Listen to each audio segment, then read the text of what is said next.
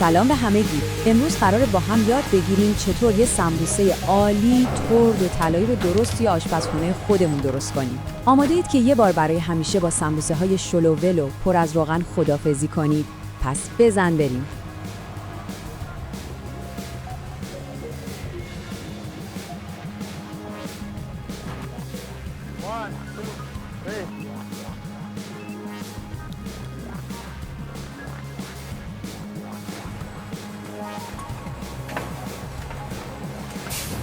خب اینم از نقشه راه.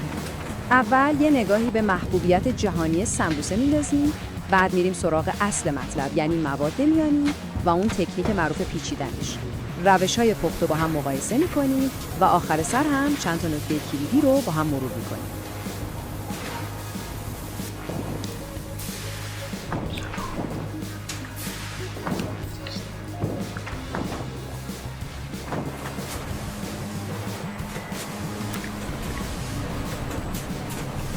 خب اگه شما هم این حس رو دارید باید بگم تنها نیستید. خیلی‌ها فکر میکنن پیچیدن یا سرخ کردن سمبوسه کار سختیه، اما امروز قراره کاری کنیم که همه این ترس‌ها تبدیل به مهارت بشن. اینا خیلی آشناس نه؟ اینکه سمبوسه یا زیادی چرب میشه یا توی روغن وا میره یا اصلا اون شکل مثلثیش در نمیاد. خبر خوب اینه که برای همه این مشکلات یه راه حل خیلی ساده وجود داره که امروز یاد میگیریم. خیلی خوب، بریم سراغ بخش اول. بیایید ببینیم اصلا چرا این خوراکی مثلثی کوچولو انقدر توی کل دنیا معروف و محبوبه. جالبه نه؟ یعنی انقدر این غذا محبوبه که حتی یه روز جهانی هم براش گذاشتن. سمبوسه واقعاً یه غذای انعطاف پذیره. شما میتونید داخلش رو با هر چیزی که دوست دارید پر کنید. از سیب زمینی و گوشت گرفته تا میگو و کلی سبزیجات مختلف. بسیار خوب، حالا میرسیم به قلب ماجرا، یعنی مواد میانی سمبوسه. ما هم کارمون رو با یه دستور کلاسیک و پرطرفدار شروع میکنیم. سمبوسه سیب زمینی به سبک آبادانی. ببینید چقدر مراحلش ساده است. اول سیب زمینی ها رو میپزیم و له میکنیم. بعد پیاز رو با ادویه ها تفت میدیم تا عطرشون بلند شه. آخر سرم همه مواد رو با هم قاطی میکنیم. به همین راحتی یه مایه خوش عطر و خوشمزه داریم.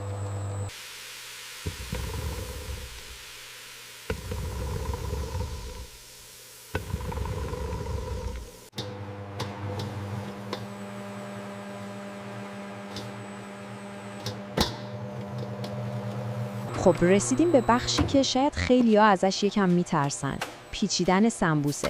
ولی اصلا نگران نباشید، یه ترفند کوچولو داره که اگه یاد بگیرید این کار براتون مثل آب خوردن میشه. راز کار اینجاست. یه چسب خوراکی خیلی ساده با آرد و آب. این ترکیب معجزه میکنه و تضمین میکنه که سمبوسه های شما موقع پختن به هیچ وجه از هم باز نشن. این سلاح مخفی شماست. خب اول از همه نون لواش رو به شکل نوارهای بلند میبریم. بعد یه قاشق از مواد رو میذاریم گوشه نوار و یه تای مثلثی میزنیم. اینجوری یه جیب کوچولو برای موادمون درست میشه.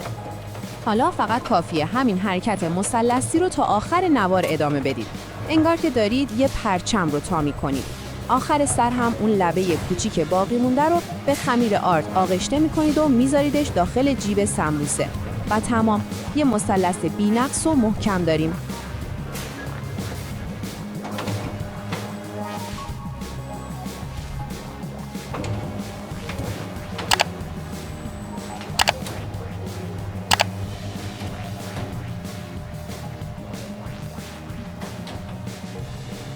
خب سمبوسه های خوشگل ما آماده پختن هستن.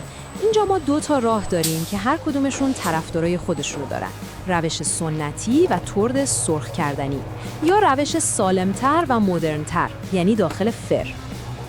از یه طرف روش کلاسیک سرخ کردن رو داریم که یه سمبوسه فوق‌العاده ترد و طلایی بهمون میده. یادتون باشه چون مواد پخته است فقط لازم نونش سرخ بشه. از طرف دیگه انتخاب سالمتر رو داریم که پختن توی فره. خیلی راحت و بی دردسر یه میان وعده سبکتر بهمون میده. حالا به این نمودار یه نگاه بندازید. تفاوت رو میبینید؟ واقعاً چشمگیره. کالری سمبوسه‌ای که توی فر پخته میشه کمتر از نصف کالری سمبوسه سرخ شده است. این خودش یه نکته خیلی مهمه.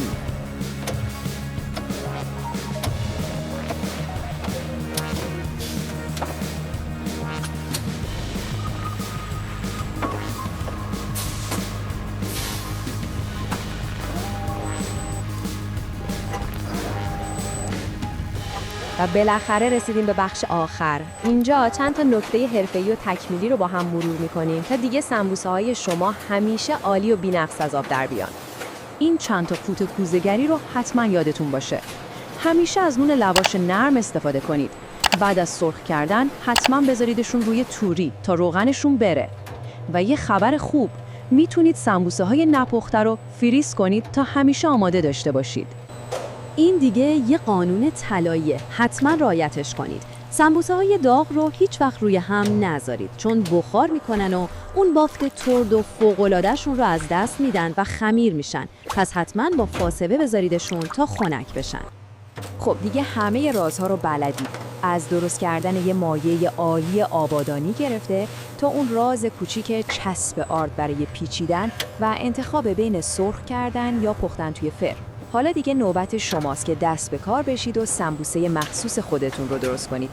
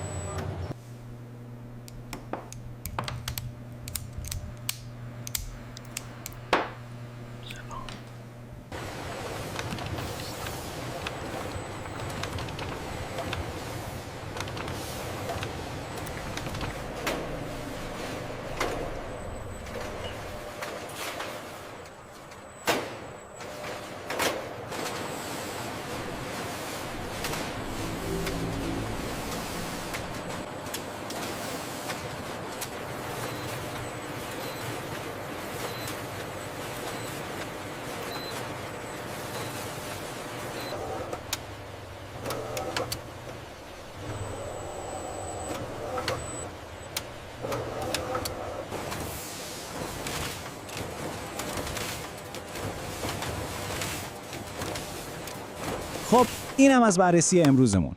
واقعا امیدوارم که این توضیحات براتون مفید بوده باشه و ازش لذت برده باشید.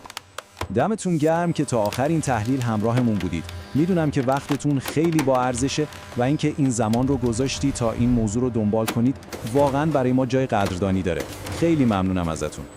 ببینید، اگه از این سبک تحلیل‌ها و بررسی‌های عمیق خوشتون میاد، یادتون نره که کانال تحلیل هوشمند رو سابسکرایب کنید. اینجوری تحلیل‌های بعدی ما رو از دست نمیدید. ما هم قول میدیم که هر دفعه با محتوای کاربردی‌تر و جذاب‌تر برگردیم. یه لایک ساده از طرف شما یه حمایت خیلی بزرگ برای ماست. این کارتون باعث میشه این تحلیل به دست آدمای بیشتری برسه که مثل خودتون دنبال یادگیری هستن و خب این بهترین انرژی هست که میتونیم برای ادامه کارمون بگیریم. اما کار ما اینجا تموم نمیشه. توی تحلیل بعدیمون میخوایم یه قدم بریم جلوتر. قراره ببینیم چطوری میتونیم این چیزایی که امروز یاد گرفتیم و برداریم و باهاش مهارت‌های واقعی و کاربردی بسازیم. مهارت‌هایی که مستقیم روی رشد فردی خودتون تأثیر میذاره. پس یه بار دیگه ممنون که وقت گذاشتید. حالا که این اطلاعات جدید رو دارید، سوال اصلی اینه: واقعاً برای برداشتن قدم بعدی توی مسیر رشدتون آماده اید؟ فکر کنید که چطور میتونید از همین امروز از این دانش استفاده کنید.